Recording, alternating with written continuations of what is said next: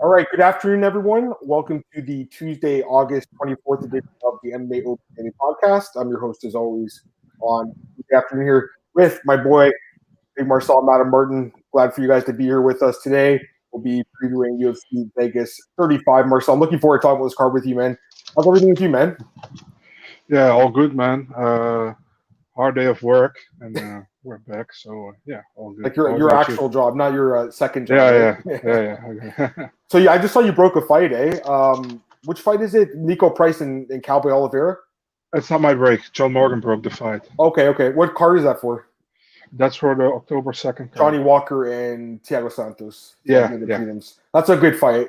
That's a fun fight. I just saw you tweet it out, so that's awesome. All right, so yeah, we are going to preview UFC Vegas 35 today. I'm looking forward to talking about this card with you, Marcel. Let's just get into it, Marcel. I mean, might as well. We got 12 fights to talk about, guys. So we got an hour, basically 5 minutes to fight. Let's get into it.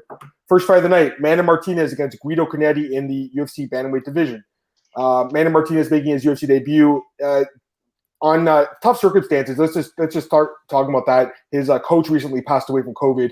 He actually tested positive for COVID. That's why he couldn't fight Trevin Jones last week.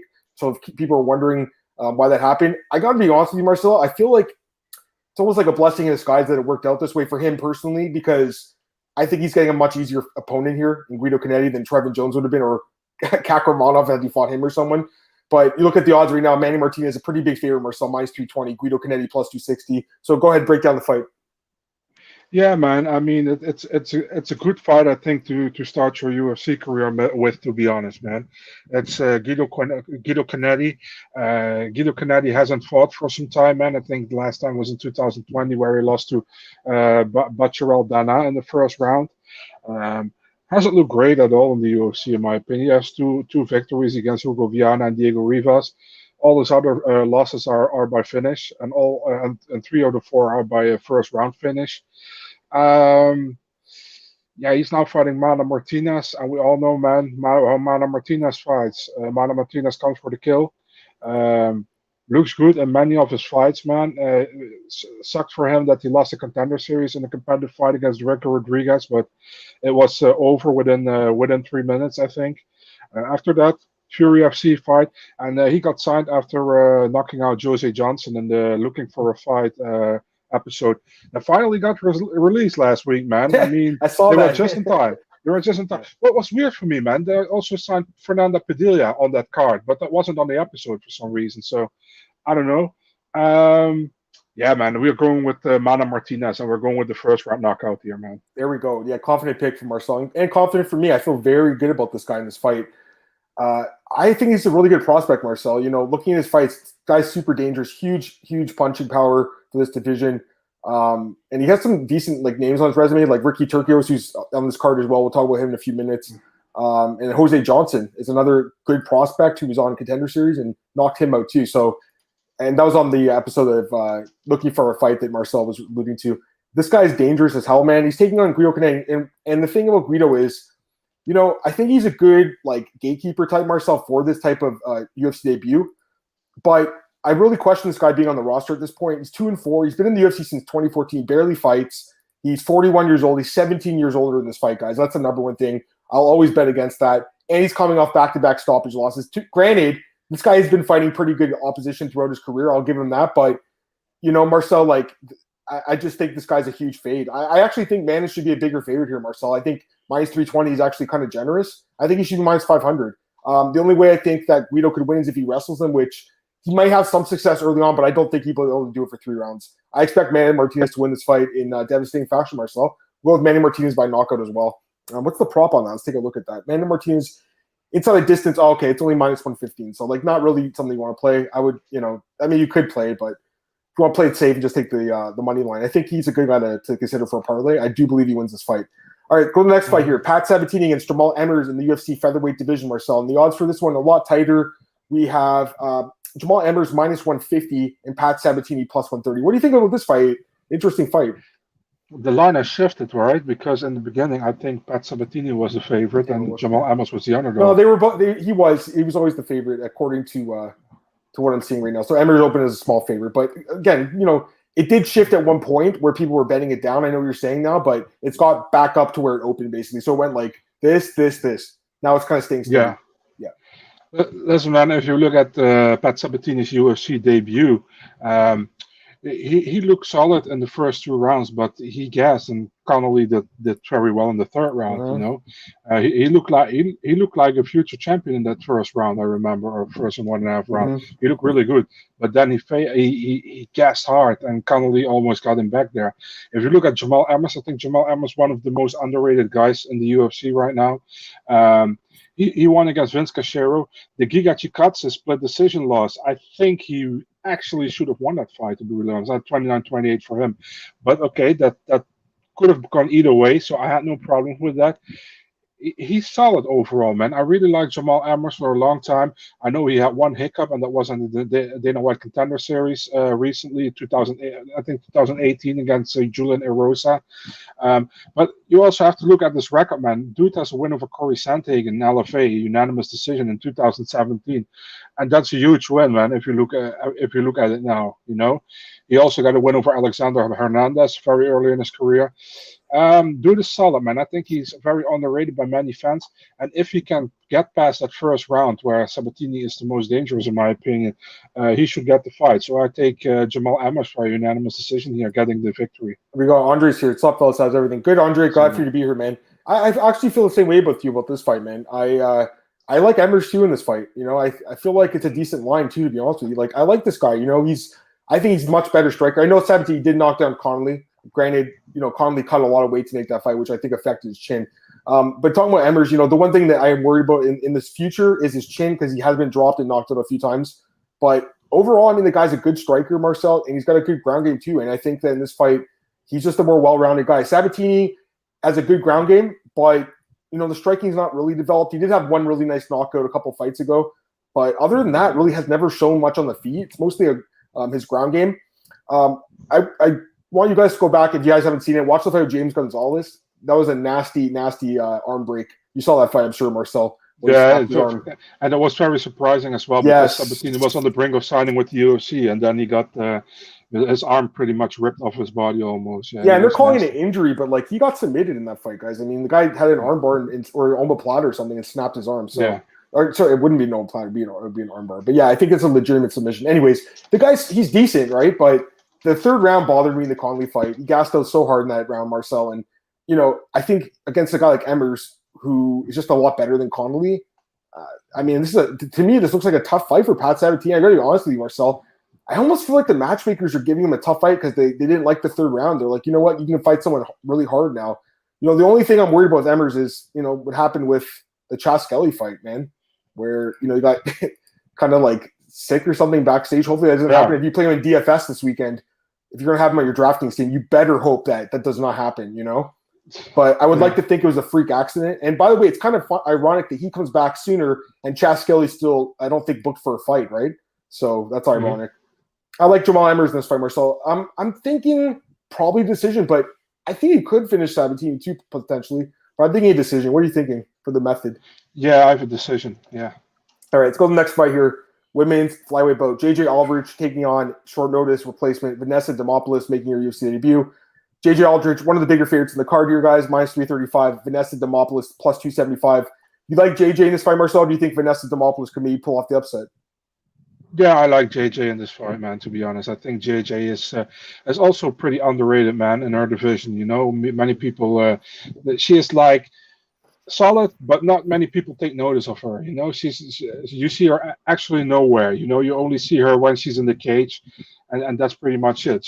That's pretty much it. So, I mean, I think she's pretty solid. Like I said, she's now fighting Demopoulos.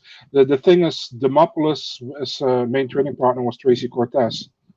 Tracy Cortez was supposed to fight JJ Aldrich, and Vanessa Demopoulos was her main training partner for this camp. So that's very pretty funny actually. that now. That's very interesting. Yeah. So it's pretty funny that Demopoulos now fighting JJ Aldrich. I think Aldrich is solid, but I think I don't see her really getting in that top 10 or whatever. You know, I think she's really between under top 10, top 20 over there. You know, and for Vanessa Demopoulos, she normally fights at strawweight. She was also the former strawweight champion of the LFA. She had a solid, an okay fight on the Contender Series against Corey McKenna, but she lost that fight. After that, she lost her title against Lupita Godinez in one of the craziest fights that I saw in women MMA for a long time. Mm-hmm. Then she defeated Cynthia Arceo. I think will be a competitive fight, but overall, I think JJ Aldrich will edge out the decision at the end. Yeah, I mean, I think you're probably right. Aldrich, she has way more UFC experience. She's the taller fighter here by 3 inches, 8 inches of reach, guys. Like, and I talked about this on Twitter yesterday. I was like, Vanessa Demolpa is a 59-inch reach. Like, who has a smaller reach than that? And someone pointed out Corey McKenna is 58, her last opponent in Contender Series. So those girls are in like the league of their own when it comes to short reaches, like in the 50 inches range. Like that's very short. So an 8-inch reach advantage for Aldrich, who's a decent striker from the southpaw stance. And she's also 4 years younger in this fight. So you're looking on paper, and Aldrich has a lot of the advantages in this fight, Marcel. And I think she is the better fighter overall. But I will say this, I got to be honest, guys. Demopoulos, yeah, she didn't look too good in that McKenna fight. I'll say that. I didn't think she looked good. But you know what, Marcel? Like, she's pretty tough, man. She's a tough girl. And, like, the last fight, she looked amazing and against Arceo. Absolutely smashed this girl in 30 seconds. Like, granted, not a great opponent, but Anita's very competitive fight, Marcel. She has very good wrestling. Sam Hughes fight, very competitive. Submitted with an inverted triangle choke from the bottom, guys. It was insane. Great submission. I think Vanessa Demopoulos is a little bit more live here than most people think, Marcel. I got to be honest with you. I think, Aldrich is decent, but I don't think she's great. I'm still going to lean towards Aldrich for my pick, but I think that there's a chance Demopoulos could pull this one off, guys. Honestly, I think she is that good in the ground where if the fight does go to the ground, she could pull off a submission. So my pick's going to be Aldrich, Marcel, but I don't want to sell Demopoulos short, just because she did have a poor fight in Contender Series, but I think she's actually looked pretty good since then. So I think she's improved a little bit, but still, Aldrich with the experience and the reach advantage, I can't go against that for a pick. All right. Dustin Jacoby against Darren Stewart in the UFC light heavyweight division. So it looks like Darren Stewart's really committed to that move to 205 now, guys. And Dustin Jacoby opens as the favorite here, Marcel. Minus 170, plus 150 for Darren the Dentist Stewart. What are you thinking in this one, man? Yeah, I'm not a fan for Darren Stewart going to 205, to be really honest, man. I think Jacoby will be too strong here. Jacoby also has I think he has some okay cardio. You saw against Cutelaba that Cutelaba always gasses after one round or after 1.5 rounds, and Jacoby did well. The thing is with Jacoby, man, in his last 2 fights, one was a draw, one was a unanimous decision win, although I still think he didn't want against Grisham, but no disrespect to the dude, I think Stewart will try to get this to the ground, man. I think Jacoby tried to knock his head off.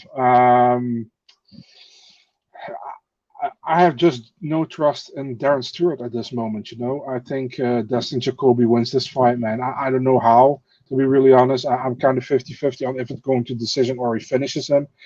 I think Stewart is pretty hard to finish, definitely with standing. So another decision, man. I'm sorry. Decision for Jacoby. Yeah. That's what you're thinking. Yeah, I'm leaning towards Dustin. I do think that there's a chance that Stewart could pull this one off. So I'm not like rushing to bet on Dustin Jacoby in this fight because what worries about him a little bit, he's a great striker. Don't get me wrong. He really is, and good takedown defense too. But, his chin is a little bit questionable, I think. He got dropped twice by Grisham in that fight, Marcel. Very fortunate he won. You know what? It's a really good example of a fight where, the guy got dropped in the round, and almost always when someone gets dropped, they lose the round. But what happened was he controlled like 4 minutes and 55 seconds and got dropped with 5 seconds left, right? That's what happened, Marcel. So it's one of those interesting kind of fights where he probably should have lost, but he ends up getting the win just based on how the scoring in this sport works, where he controlled the majority of the round. Anyways, the last fight with Cutelaba, you saw at the beginning of the fight, the takedown defense was questionable, but ended up, outlasting him and out-cardioing him. And I kind of feel like he will be the overall better fighter in this fight. But again, Marcel, I think Stewart, I don't want to completely write this guy off just because he looked really bad against Anders. I don't think he looked good in those fights at all, but it's a guy who's been competitive with like Kevin Holland and, other fighters like Edmund Shabazian during his career. They're a decent fighter. So I don't want to completely count him out, but I still got to lean towards Jacoby in this one, Marcel. I got a question. Sorry, Glenn, I didn't see your question. He says, is Aldrich still training with Rose? Just looking at her Instagram right now. And it's a picture of Aldrich and JJ Aldrich and Rose Namajunas on her Instagram. So yes, they are training together. And there's video of them doing pad work too. So, I mean, that's a good training partner, right? And she's had her throughout her career. For sure. And I agree with Marcel. I think she's actually underrated, but I just think that, stylistically, like, her takedown defense isn't good, guys. It's like 57%, I want to say. That's where I have my notes here. And Demopoulos is a very good wrestler, so when she gets on top in the ground, you never know. But I think overall, Aldrich still is better fighter in that fight. All right, let's go to the next one, Marcel. This one's an interesting fight, guys. Sam Alvey taking on Wellington Turman. I got to be honest, I'm surprised Sam Alvey got another fight, but I'm happy for him. I mean, he's a guy that always puts on a good fight. I think having a fight of the night in his last fight kind of gave him another chance. He takes on Wellington Turman here. An interesting fight, Marcel. You got Wellington Turman, actually the favorite, minus 130. Sam Alvey, very small underdog, plus 110. What do you think is going to happen in this one, man? It's an absolute horrible fight to pick, to be really honest, because it's that close. This is the most difficult fight, in my opinion, on the card to pick. Yeah. Sam Alvey, hasn't looked really great as of lately, man. Let's be honest. I mean, his last win was against Jan Villante. It was a split decision in 2018. After that, very many losses. He lost a split decision to Ryan Spann. He lost or he drew against Dawoon Jung, which that is actually a pretty good draw, you know, if you look how Dawoon Jung does right now. And he lost to Julian Marquez by a rear naked choke. It's like it's difficult, you know, to put any how do you say that to back Sam Alvey. But if you look at this opponent, Wellington Turman, it's even more difficult to back him, you know. Lost in his debut split decision against Carl Roberson. I think that was very close. Could have been his way as well. Then he defeated Marcus Perez. I think he was a pretty heavy underdog in that fight. Or small, but I think he was an underdog. Then he lost to Andrew Sanchez. He got knocked out in the first round. And after that, again, he got knocked out by Bruno Blindado Silva last fight. So now fighting Sam Alvey. The thing is, I think it's really close. But I think Wellington Turman is super chinny, man, to be really honest. And Sam Alvey has that knockout punch, that counter knockout punch. I expect Turman to go after him, and I expect Alvey to land. So I'll go with Sam Alvey by knockout in this one, man. You know what's funny? I'm looking at the bout order. There's 4 middleweight fights in a row, actually, and there's actually 5 on the card, Marcel. This is like the middle. Remember that one card, UFC 146, and it was all heavyweight fights in the main card? Yeah. I love that. They're going to do that again. They're going to do the all middleweight card. So I actually really agree with Marcel because this is the one fight in the card that I'm kind of going back. Well, there's actually another one too, but this one especially, I feel like it is a tough fight to call because Alvey, you know, he does have the power, but the thing is, Marcel, I was looking at the stats in depth, and like he actually only has 1 knockout win in the last 5 years. So the power hasn't been there. He's actually been dropped 4 times, guys, in his last 6 fights. Granted, Wellington Turman's also been knocked out his last 2 fights. So I think it's 2 guys that are chinny. I don't just think it's Wellington. I think Sam Alvey's also getting chinny. And it's all the wars he's been in. I definitely think Sam could win this fight. So I'm not like running to the winner of the bet on Turman by any means. But I can't back a guy that's 0-5-1 in his last 6 fights. I can't do it, Marcel. You know, against a guy in Wellington Turman who is not a great fighter, but he's only 25. He's young. And he's a good wrestler too, Marcel. I think if he can wrestle Sam Alvey, he can win this fight. So I hate picking this one too. It's a brutal fight to pick. I would never put this in my parlay, man. Never. No, this is a fight I don't want anything to do with, guys. But I'm going to lean towards Wellington because I think that he's got more upside as the younger guy with the better wrestling. But would it shock if Sam Alvey knocked him out? Not at all. So that's what I'm thinking this one. Andre says we can also say, let's say a draw. Yeah, it could be like the Dan Jung fight. This could be the draw. Glenn says Dana must love Alvey not to have cut him yet, especially with 11 of his 21 fights, UFC being outside the U.S. before he takes no damage. And this could be the fight where he does take no damage because I agree with Marcel. I think Wellington's very chinny in the last 2 fights. Like he wasn't just knocked out; he was like brutally knocked out, guys. Like knocked out cold. So the last fight was in June, not that long ago. That's a worry for sure here. But again, I just don't know if I can pick Sam Alvey, Marcel. The guy's on such a decline. 10 years older in this fight. I can't. I don't think I can do it. But he could win. Okay. He's got the power to do it, I guess. But all right. Well, this guy. This is another guy in the next fight here, Marcel. I don't know what to think about this guy anymore because I was so high on Abdul Razak Al Hassan for a long time, and after the whole alleged rape incident where he was cleared of, missed 2 years of action, he's looked like a shell of his former self, Marcel. And Alessio Di Chirico here coming off an incredible knockout over Joaquin Buckley, another guy who's struggled in the UFC, but coming off a great win. And Abdul Razak Al Hassan, Marcel, 3 straight losses. You have the odds here, and Alessio Di Chirico is actually a big favorite, minus 230, plus 190 for Abdul Razak Al Hassan. What are you thinking, man? I think Alessio Di Chirico has more ways to win. Alessio Di Chirico can win the fight with his cardio, by a decision, can get the fight to the ground, submit Al Hassan. I think Al Hassan might have an advantage in the first round with striking, probably. I think that's where Alessio Di Chirico has to pay attention.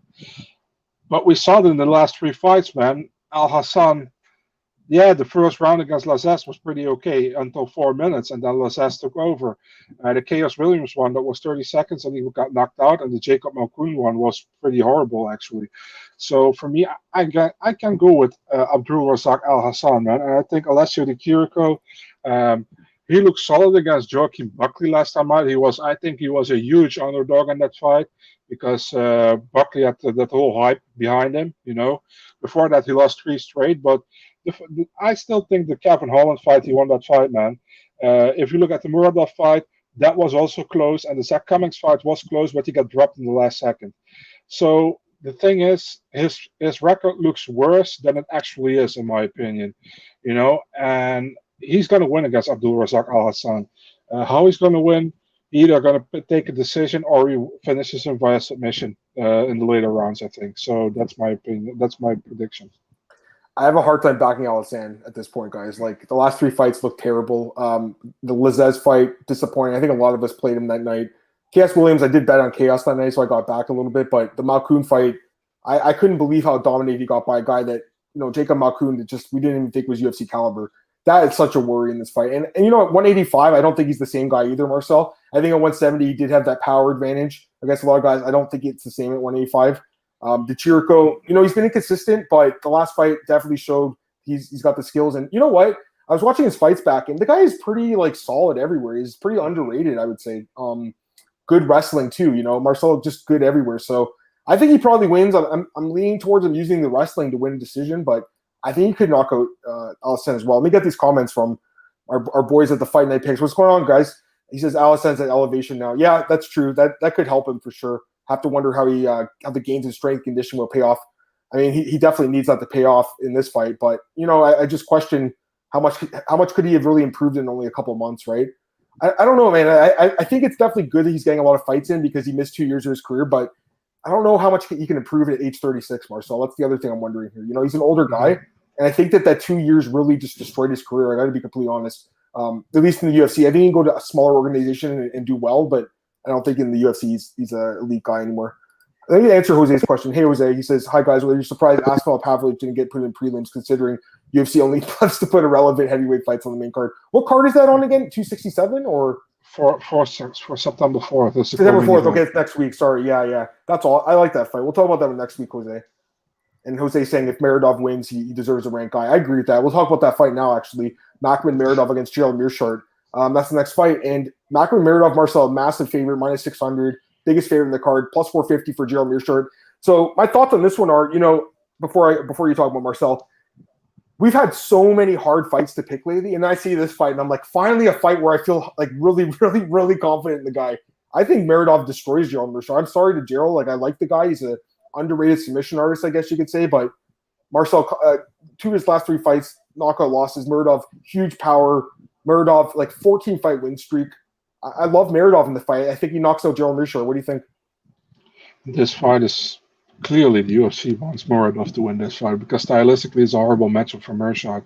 Yep. Because Meredov has also a solid ground game, in my opinion, but he doesn't show it often because he loves the standing. Did you say minus 600? Kind of crazy, man. So that's big disrespect to Mearshart, to be really honest. I agree with you that Meredov should be a favorite, but minus 600 is huge. Although I'm with you, man. I think Meredov finished him as well, man. I think he knocks him out first or second round. Meredov has the power. He looks very solid in the UFC, man. He is the only MMA fighter signed with the money team for Floyd Mayweather. Yep. He's a very solid guy, man. And they're going to be back-to-back wins for Tajikistan on UFC cards, man. First, Said Yakub Kakramanov, and now it will be Makmat Muradov on Saturday. So, yeah. Right. I was going to say, minus 600, the implied probability of a winning is 85.7%. So, you're only Yeah, I mean, I think that's right. Honestly, I don't think that's wrong, Marcel. I would give Gerald even less of a chance to win this fight. I think 10% as an underdog. So I don't want to say there's value minus 600, but I don't see Gerald Meerschaert winning this fight. I say this as someone who bet on him against Fabinski and won as an underdog his last fight. I like Gerald Meerschaert. He's a very good ground fighter, but Marcel, a guy, Makhmud Muradov, who to me is a guy on the rise. I think it's going to be not that long until he starts fighting a top 15 guy. I'm 100% with after this one. Yeah. I think actually Uriah Hall would be a great fight if he wins this fight. I think that'd be a really fun fight. And Hall's at that point now where he's probably like a gatekeeper almost. Is this fight's opening the main card, right? This is the opening. Yeah. Do you remember when Muradov was supposed to fight Holland, but he got canceled on short notice? Right. And everybody was like, "Oh man, it sucks, man. Holland would have won." I remember you told me you're still on that stumping on that or dying on that hill, eh?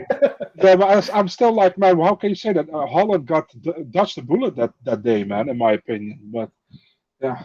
Yeah, no, fair enough. All right, let's go to the next fight. And I got to be honest, like this is just like the last fight. This is a huge favorite here in Andre Petroski minus 550 against Michael Gilmore plus 425. If you guys saw the Ultimate Fighter this year, you know why the odds are like this. You got Petroski, who's a beast with good submissions, against Michael Gilmore, who doesn't look like he can stop a choke. Marcel, he definitely's got some power.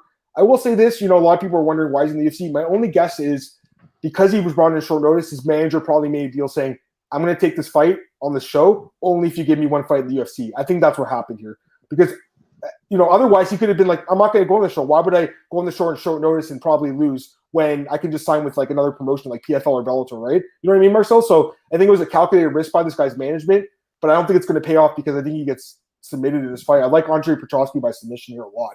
What do you think?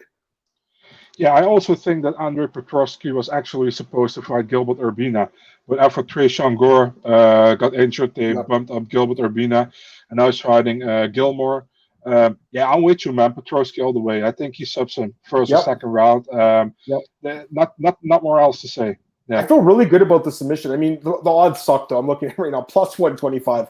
There's really not much value at all. I'd rather just probably parlay Petroski. I think he's going to win for sure. I don't see Michael Gilmore winning. Michael Gilmore's got some power, obviously, but Marcel, I don't think he's a UFC caliber fighter. Got to be honest with you, and I don't think he'll win this fight. I think Petroski, they see some potential, and they're like, you know what? Let's see what happens. Also, I think it was short notice because I saw Petroski on his Instagram said he got the call 10 days ago. You saw that, eh? So yeah, I don't know. Usually they don't. Usually they do bring some other guys in from the tough show, but this card or this season wasn't a ton of talent. To be completely honest, except for the top guys, as we saw.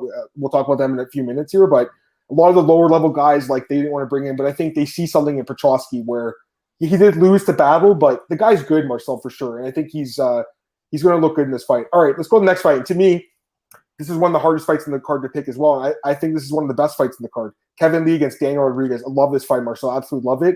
And got to give him a plug to my friend Cole Shelton. He interviewed Kevin Lee, and Kevin, it's on BJ Penn, and Kevin talked about how they landed on Daniel Rodriguez. What happened was he put an open call out. He said Bilal Muhammad actually said yes to the fight, but he wanted to fight next month. Kevin needs to fight now because he was supposed to fight, if you guys remember, Sean Brady at UFC 264 that got canceled. So this guy needs to fight. He wanted to fight Mike Perry. Mike Perry said no, and the guy who beat Mike Perry down, Rodriguez, steps up. So I actually think it's a better fight for both guys. It makes a lot of sense. We got Kevin Lee here, Marcel, as a small favorite, minus 155, and Rodriguez plus 135 as an underdog. What do you think's going to happen in this one, man? And do you think it's going to be fight of the night? Because I absolutely think it could be. Yeah, I'm actually pretty convinced of my pick here, man. I think Kevin Lee, although he hasn't looked great in his last fights, I think he's much more talented than Daniel Rodriguez, to be really honest, man. I like Rodriguez, you know that. I think he's very solid. He looked very good. Got that knockout power as well. He has one loss in the UFC against Nicholas Dalby, and that was also a close fight.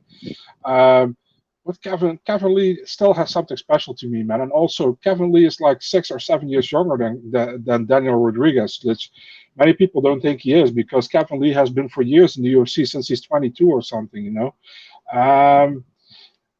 I favor Lee. I think Lee takes the fight to the ground and dominates Daniel Rodriguez there, and I think he wins a unanimous decision. That's what I expect, to be honest.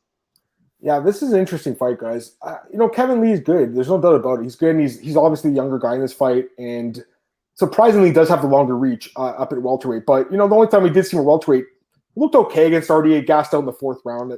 This is only a 3-round fight. I don't know if that will happen, but I don't know, man. I think, Kevin Lee's good. Don't get me wrong. He's very good, very talented. I think he could grapple Rodriguez, who has good takedown defense, but he did get taken down by Mike Perry, which is a little bit worrisome, right, against Kevin Lee. Overall, though, Dan Rodriguez is super talented, guys. And what I like about D-Rod is the volume striking. I mean, he's got, 6 fights now.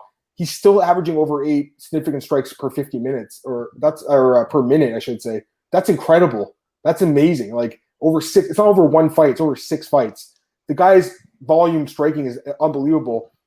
If Kevin Lee can't get him down, I think he's in trouble on the feet. I really do. And D-Rod is a very good striker. And I don't know, man. I think D-Rod's grappling is pretty good too, Marcel. So on a card where a lot of favorites are going to win, I think I might take the underdog in this one and go with Dan Rodriguez, Marcel. So I know you're very convinced in Kevin Lee, and I can't blame you because he's got the wrestling and everything. But I think Rodriguez is very underrated, guys, and I think he can win this fight. I'll take him as an underdog. Dan Rodriguez by decision. All right, let's go to the next fight here, Marcel. The finale of the tough bantamweight tournament.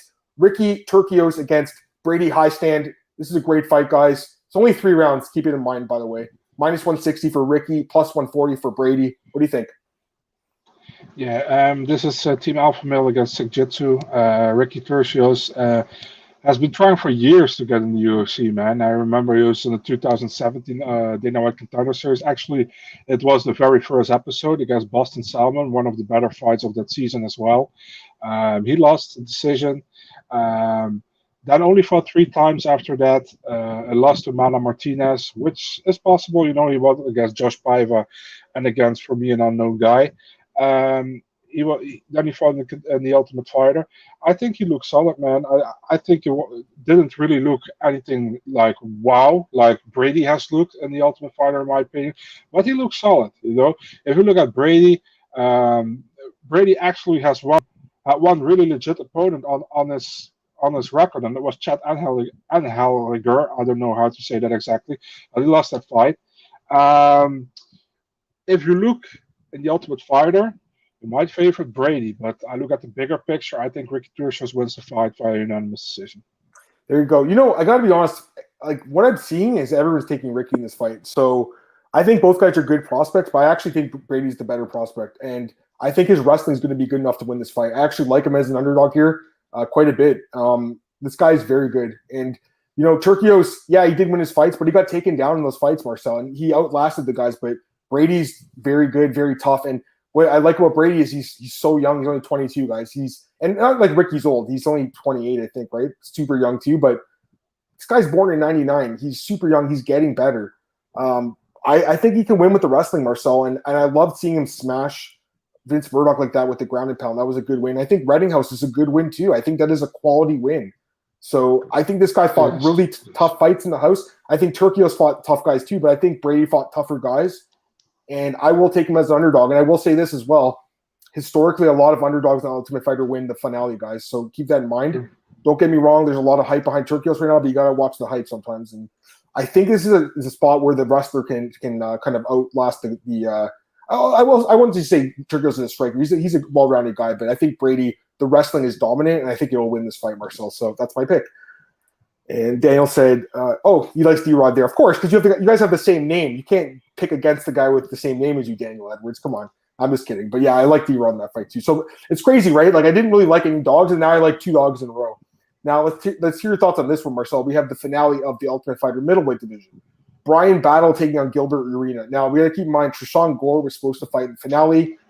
Trishan Gore, I think, probably would have won the season. The guy is a very talented prospect. But Bryan Battle is very talented too, and Gilbert Urbina is not bad as well. And this should be a good fight, Marcel. I mean, I would have rather seen Gore versus Battle, but this is not a bad consolatory fight, I guess you could say. And the good thing is they're going to give Gore a contract, I believe. Dana White said that. So give me your thoughts on this one. We have Bryan Battle minus 157, plus 137 Gilbert Urbina. What do you think? By the way, Trishan Gore, how he looks, he really kind of reminds me of Darren Till for some reason. I don't know why. So Bryan Battle against Gilbert Urbina. Yeah, I think Bryan Battle looked very solid, man, in the Ultimate Fighter season. I didn't hear about him before the show. So I was actually kind of surprised. There wasn't a guy. By the way, Volkanovski has 4 guys in the finale, man. Is that crazy? Well, many people were saying like Ortega had the best team picks, before the season. Gilbert Urbina, he had some solid guys on his record. I think his last one in the Ultimate Fighter, he got one punch knockout by Trishan Gore, right, in the third round. For that looks solid. It's difficult in my opinion, man. I'm not 100% sure, and I don't know if you're 100% sure with who you're gonna pick. Um, Man, I still favor Battle, man, but I wouldn't be surprised if Urbina wins the fight because Urbina is pretty solid overall in my opinion. So I'm going with Battle. I don't know who's the favorite in this fight, but I'm going with Battle. Battle's the favorite. Yeah, he's a small favorite. Minus 157. Small favorite, not huge. I think he probably wins too. I like this guy, man. I think he's really good, actually. Very well-rounded guy. Good striking.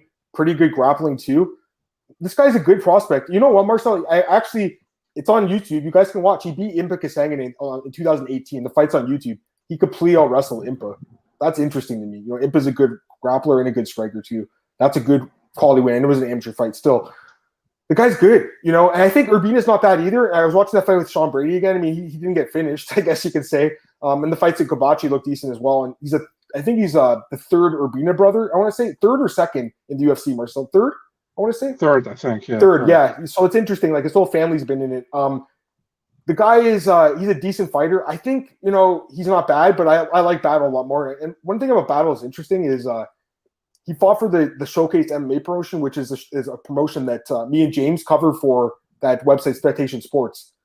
They have a lot of up and coming prospects. He was a guy that was featured last year. Not when I was working for them. I just started with them this year, the same with James. But that's cool. You know what I mean? So like I'm going to see some guys coming up in that promotion because I do cover it. I think this guy is really good, Marcel. He's a good striker, good grappler, and I think he wins this fight. Give me Bryan Battle. You think he stops Gilbert Urbina, or do you think a decision?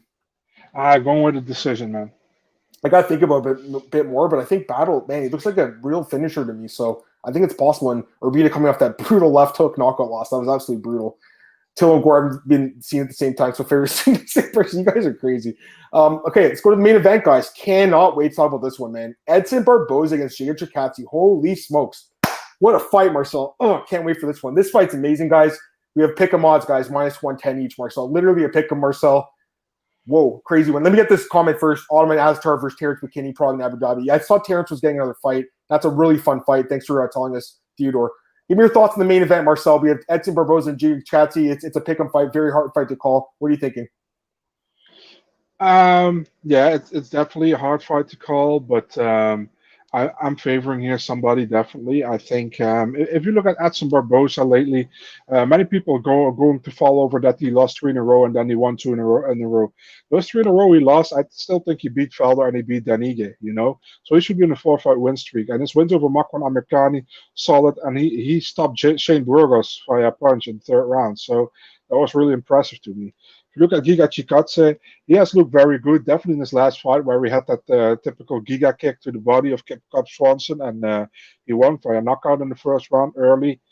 His other fights, wins over Jamie Simmons, a fight he should win. Omar Morales, he looked good in that fight. Erwin Rivera and Jamal Amos, where we talked about earlier, and he won also against Brandon Davis, a split decision, which was originally called a draw, if you remember correctly, in Denmark back then.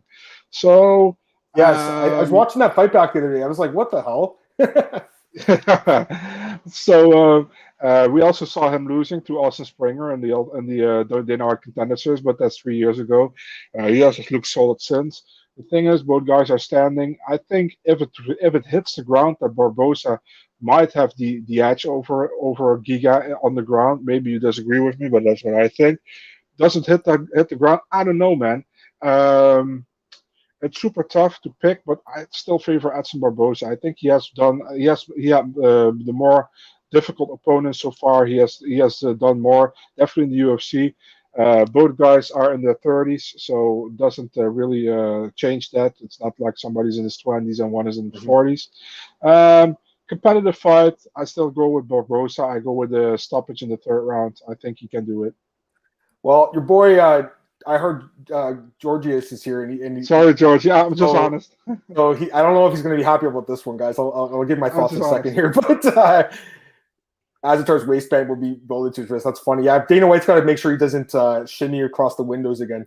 Fight Night Picks likes Edson Barboza. Well, I love the fight. It's an amazing fight, and so my thoughts are it's not the easiest fight to call by any means, but I'm with you guys. I think Edson Barboza wins this fight, and the number one thing that I look at is the level of competition. Like, it's not Giga's fault who's been fighting. He's looked good. And he's done what he's had to do with the 6 straight wins. But honestly, Marcel, the only really quality win he has is Cub Swanson. And I guess Emmers and Morales are decent fighters. They're not like top 15, but they're decent. But Barboza has been fighting killers for 10 years in the UFC, and he's still looking good in these fights. And look at the wins he has. And they're so good too. Like Dan Hooker just destroyed him. Daniil Dariush, Shane Burgos last fight looked amazing. I really thought he beat Dan Ige. I also think he beat Paul Felder. I think he should be on a 4-fight win streak right now. So this is a guy that I think is actually on a little bit of a run right now, and I do think he can make a run for the featherweight title. Marcel, I think he looked amazing in the last fight with Burgos, and I thought he looked great against Amirkhani, and against Ige he should have won that fight, guys. We all know that. He has lost a few times, but I'll tell you, you look at the guys he's lost to. Mostly it's grapplers like Kevin Lee and Khabib, but then the strikers he lost to, Justin Gaethje and Michael Johnson and Donald Cerrone. But the difference, those guys they're guys that pressure forward, and that's not really Giga's game. Giga's a very patient striker, and he's a very good striker. And don't get me wrong, he could win this fight, but I got to make a pick here. My pick's going to be Edson Barboza, Marcel. I just think the level of competition is it's night and day, in my opinion. And I know what Jig is saying about he thinking he's the better striker. It's possible he is, and I think if that's the case, that Edson can wrestle him a little bit too. Training an American Top Team, that's a gym that I really believe in. I like King's MMA too. Don't get me wrong, but as the American Top Team is really on a roll right now, guys. I'm going with Edson Barboza. I don't know if it's decision or if it's a TKO, but I think he does win. But interesting fight. I'm sorry, Georgia. And we both like Giga a lot. I've actually bet on Giga, I think, in all of his fights in the UFC. I've definitely bet on the last couple for sure. And the guy is a beast. I love the guy, but it's a tough matchup, I think. What are you going to say? You're also pissing off Georgia. How you say I'm going to read the comments. How you say his first name? You said Giga. It's Giga. Oh, I'm sorry. Giga. Yeah. Sorry, guys. Sorry, Georgie. I actually saw the tweet yesterday. I should remember this. Giga Chikadze. Is that right? I think that's right? Giga? Yeah. Sorry, guys. I actually saw the tweet yesterday, and I should have pronounced it properly. My bad. No person has landed a single takedown. It's Giga, even after training for like 3 months. I think his wrestling defense has got a lot better for sure from what we've seen. The Austin Springer fight, he was winning that fight and he got caught in the third round. I don't think that's going to happen again. But Marcel, I just think Barboza is such a good striker. He's so good at striking. He's so fast too. I think he's the faster guy, and I think that will be the difference in this fight. That's my honest opinion. And I love Giga. Pronouncing it right, hopefully, Georgie. What are you going to say? The dude who said Terrence McKinney against Otman Azai. Tell us where you found that, man. I can't find it anywhere. No worries. Yeah, let us know where you found that, Theodore. He says if the fight goes longer than 3 rounds, Giga will gas. He gets tired. Giga hasn't fought one good. He's most of the wounds Cub out of his prime. I think that's actually fair, I think, to say. But he did what he had to do, guys. Like, he's been winning his fights. It's just, he hasn't fought an elite. This is the first elite guy he's fought, Marcel. If he goes on there and beats Edson by knockout, that'll elevate him right up there to the top of the division, in my opinion. I tell you, dude, I have already 100% a message from Georgie in my 100%. I know this guy's gonna hate us. I'm sorry, George. We actually both like you. We both like you, respect you, and actually, I like the Georgian fighters a lot, and they're all really good, and they make us a lot of money usually on this podcast. But in this case, I gotta go with my boy Edson. Daniel likes Giga though, so there's a guy that likes Giga. I heard Georgia says Giga is not getting tired late rounds. All his emotions explained to me. He has solid cardio and has now learned to control his emotions in the cage. Diego Lopez? I don't know. Who's that? Diego Lopez. Diego Lopez is replacing Hussein Ashkabov against Joe Anderson Brito in the first Contender Series. Oh, Contender Series. Yes. He's the Lux champion? Yeah. No, that's a good promotion, actually. Yeah, Lux, right? Yeah. So that's not bad. That's in Mexico, I want to say. I think it is. Yeah. No worries, man. Listen, it's so tough sometimes, because me and Marcel have a lot of respect for Giga, but I just think that, Edson, Marcel, I got to be honest, the first, I don't know if I told you this, the first card I ever went to was, first UFC card I ever went to, UFC 123. in Detroit. That was the Machida Rampage card. That's the first card I ever went to. My buddies drove down from Toronto to Detroit. It was amazing. It's 11 years ago now. He was on that card against this guy, Mike Lulo. I actually haven't watched that fight since I've seen it, and I was watching it the other day, and the kicks were so brutal in that fight, Marcel, and I remember instantly becoming a fan of the guy. I've always been a fan of him. I know he struggled at times in the UFC, but I like the guy here. All right, any more comments here? Glenn says, I suggest a forfeit if Giga wins. Full Georgian outfits for me both. Daniel says, never seen Barboza against a real kickboxer. That's true, too. I mean, Gaethje, he's an MMA striker, I guess. Michael Johnson's a decent striker. He did lose those fights, to be fair, and Cerrone, too. But I don't know. We'll see. It should be an interesting one. My legs are going to ache watching Giga and Edson throw leg kicks. I will say this, I think, Giga's got some good low kicks, but his high kicks and body kicks are more of his game, whereas Edson, the low kicks, I think, are much faster and better, and I think he's got nasty body kicks, too, Marcel. I also think Edson has the better hands, too. I got to be honest with you. So, I don't know. I mean, I saw Giga's interview with Cole, and he's like, I'm the better striker. I'm going to prove it. I don't know yet, Marcel. I got to be honest with you. He does have the glory experience, but we'll see. It should be a great fight. It's possible. It's an amazing. Yeah. It is. It is possible. It's an amazing fight. It is. It's not official yet, but Astar mentioned it live on his Instagram. We'd probably fight the guy to beat Frivola. Terrence posted on Twitter 2 days ago that he has a fight book, so that seems likely to me. It would. Ottoman's, he's a lightweight too. He's coming off. I think he knocked out Kama Worthy, right? Andre, you missed the Lee versus Rodriguez prediction. Go back, Andre. But spoiler alert, I guess I picked D-Rod, and Marcel picked Kevin Lee. We have 20 minutes left, guys. We got quite a bit of time left, so we'll talk about some news and stuff. But let's talk about the start a little bit more too. What are you gonna say, Marcel? Yeah, so what the hell? Since when? I know. I'm surprised that we actually not 20 minutes. Sorry, 10 minutes. I'm reading the clock wrong. My apologies. But we have 10 plus minutes, so we have some time. Edson Bart fought and beat Hooker kickboxer. Yeah, I mean, that fight was so brutal. I was watching it again. The body shots he threw in that shot. My God, Marcel. I don't know how Dan Hooker survived that. That was incredible. He eventually gave in to the body shots, but amazing. Yeah, anything else on this card before you just talk about some news and stuff? Anything else you want to mention for this event? Not really, to be honest, man. Just enjoy the show. It's again very late over here, 4 a.m. main card starting. That's the thing with big ESPN cards, man. Yeah. Big ESPN cards are always late. It was on ESPN Plus. We finished earlier, I know. So September 4th is actually a very early card. It's I think it's it's 6 hours earlier, actually, the main card on September 4th. So right. No, I know. I agree. I think I wish it was a little bit earlier too. Yeah, but also PFL, man, on Thursday. They start with the main we're gonna talk about that in a second. I just pulled it up. I want to just get these comments and we'll talk about PFL. Georgie says, do you see the winner of Edson and Giga fighting at top 3?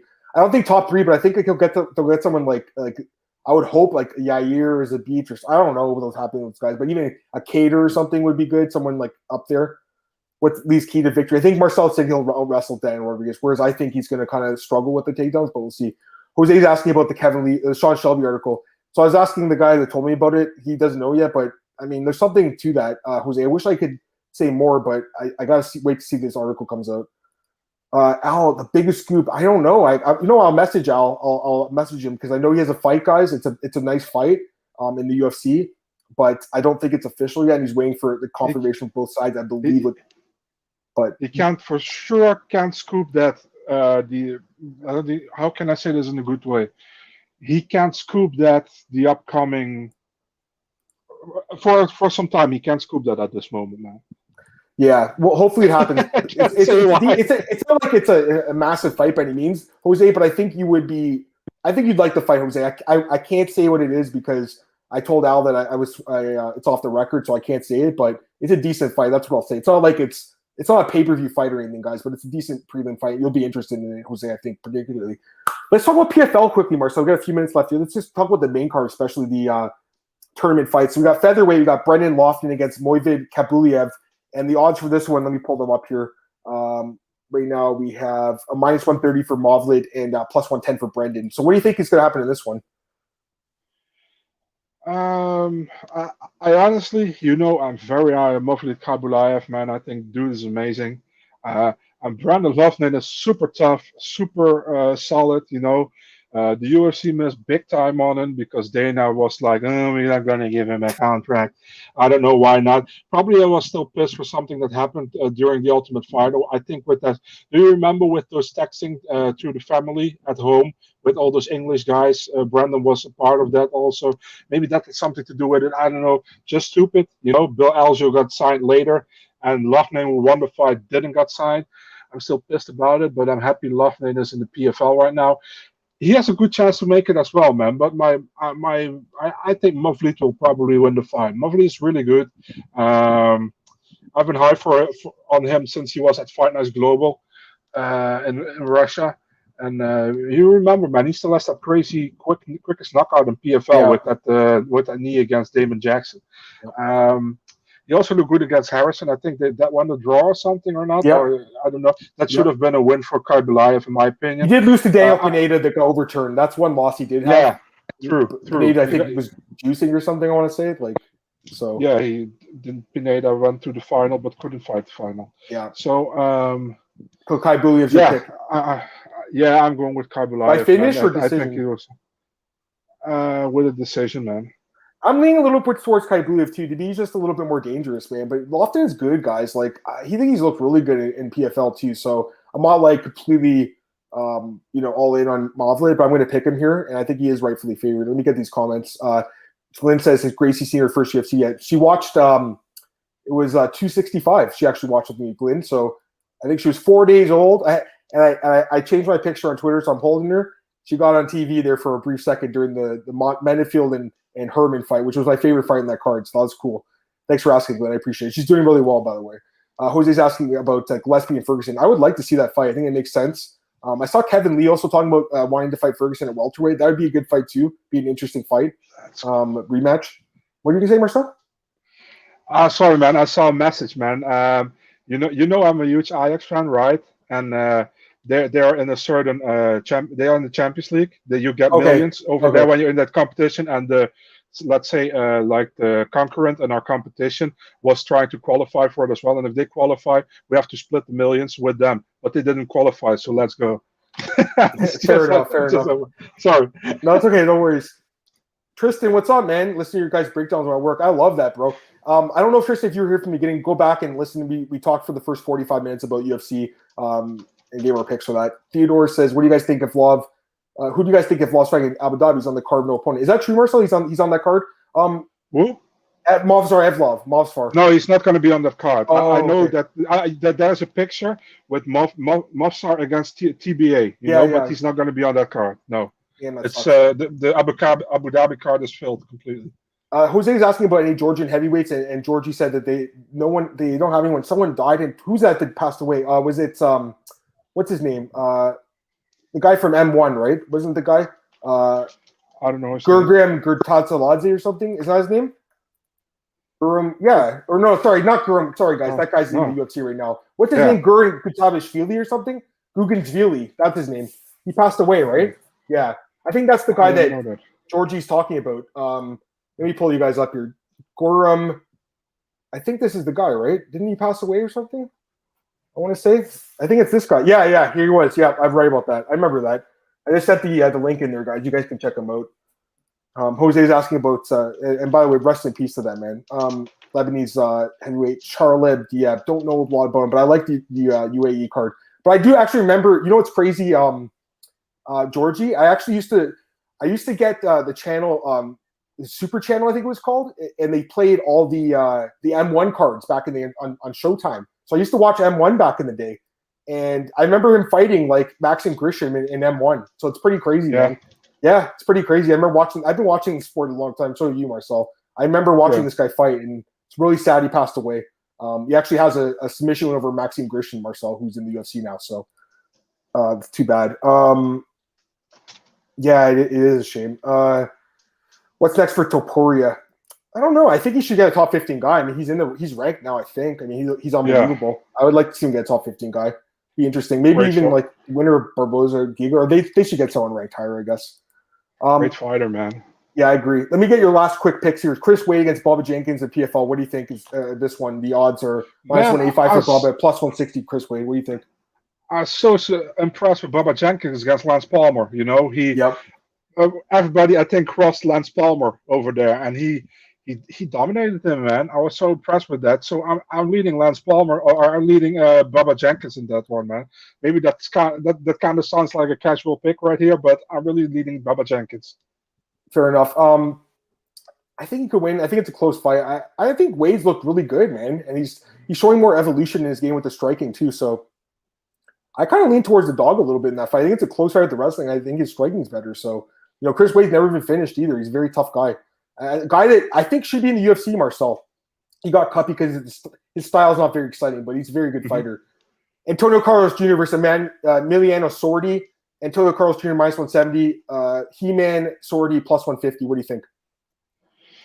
Difficult, man, but I think, listen, Antonio Carlos Jr., I had so many high hope for him, and then I remember he losing to Daniel Kelly in the UFC. I was like, how?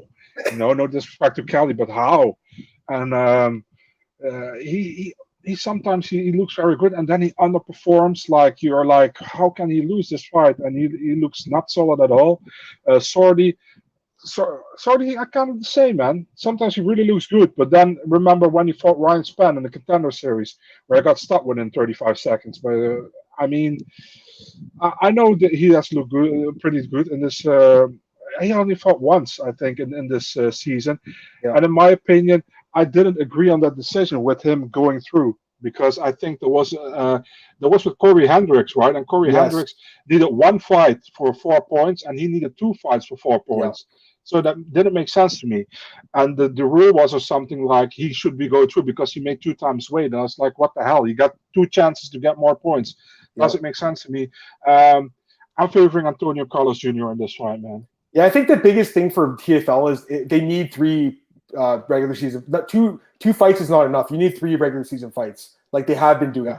I think because of COVID, they only want to do 2 this year, but hopefully next year go back to 3. Because you need that 3rd fight, I think, because it's not a lot of guys got screwed this year. Like Nathan Schulte got screwed; he didn't make it in. He tied with I can't remember who he tied with. I think Chris Wade, I think. All right, last fight. Sorry, my pick would be man. It's tough because I like Sordi, but he really disappointed against what's his name, Chris Camozzi, Marcel, and that worries me. I'm gonna go with. I guess I'll lean towards Junior with the wrestling, and then the last fight would be Martin Hamlet against Cesar Ferreira. Martin Hamlet minus 150, Ferreira plus 130. So Ferreira's an underdog here after losing to Chris Camozzi, the guy just talked about. What do you think's going to happen to this one, Hamlet or Ferreira? Very difficult fight to pick, to be honest, man. I'm slightly still leaning towards Cesar Ferreira to get the win. I think he is more. How do you say that? He has more experience against better fighters, in my opinion. But I wouldn't be surprised if Hamlet wins the fight, man. I think it's a close fight. It's as close as it can be, in my opinion. Yeah. And it's like, how do you say that? The form of the day. Who shows up will probably win the fight. It's fair. Fight. The biggest problem with Ferreira is his chin, right? But his Hamlet, this knockout artist is going to knock him out. I'm not sure. I think there might be actually value in Ferreira as a dog, but I don't know if he's the kind of guy I want to trust with my money. You know what I mean, Marcel? He's a very, very – you talk about a chinny guy. You talk about well-determined. Cesar Ferreira might be one of the chinniest guys I've ever seen. But when he's on, he's very talented too. We got 2 minutes left, guys, so we'll just click these last few questions. We'll plug our stuff and get out of here. Updates on Dimiry, Smokeloff. Haven't heard anything. Nothing. Weighted featherweight's long. I like him at featherweight too, Tristan. I think he's actually quite good. And he's that knockout win his last fight looked phenomenal. And his odds are always good too, and he keeps winning. So it's pretty nuts. UFC 267 stacked as fuck. Sure is, man. Love it. Will Brad Riddell fight again this year? Not sure.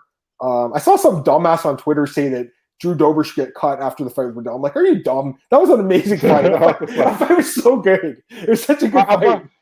By the way, it always annoys me when people say this guy should get cut. You're pretty much why are you trying to somebody tell them they should lose their their job? I know, exactly. Yeah. It's so dumb. Marcus says, great show. Thanks so much, Marcus. Marcus is one of the favorite listeners. All right, guys, we're going to wrap it up here. Marcel, plug yourself. Let's get out of here, man. Yeah, it's still the same for your legit MMA news. Big Marcel24 on Twitter and Instagram, and MMADNA.nl, also on Twitter, Instagram, Facebook, and YouTube. Awesome. You guys can follow me on Twitter at MMAOB Podcast, MMAOB.com, so YouTube, Spotify, iTunes, all those places. I'm also available at bjpenn.com, MyMMAnews.com. This week I'll also have an article on Elite Fantasy, Elite Sports Betting on Friday with my bets and DFS picks for this card. And the other thing is Spectation Sports. I got a couple articles coming out on Marcel's favorite fight of the weekend, Jake Paul and Tyron Woodley, which we did not get a chance to talk about Do you want to give a pick for it, Marcel? We've got 30 seconds left. Do you want to give a pick for the card? Obviously, I go for Woodley, man. I don't care what people say. There you go. I'm still thinking Obviously. about it. I'm actually still thinking about it. I think it's not an easy fight to call at all, but Woodley as an underdog is interesting. And Georgie says, I'll ask Giga to scream your names when he beats Edson. He better scream, Adam Marcel, I hate you. I'm gonna knock you out now. He's like, I'm gonna go get Patty Pimblett. We'll tag team against you guys. If he says that he hates me, for example, I think Patty Pimblett might become his friend or something. I know. All right, guys, have a great day. And Theodore says he likes Woodley too. We'll talk about that next week on Monday. I'll be back Monday, guys, with Marcel. Have a great weekend, guys. Good luck with your bet.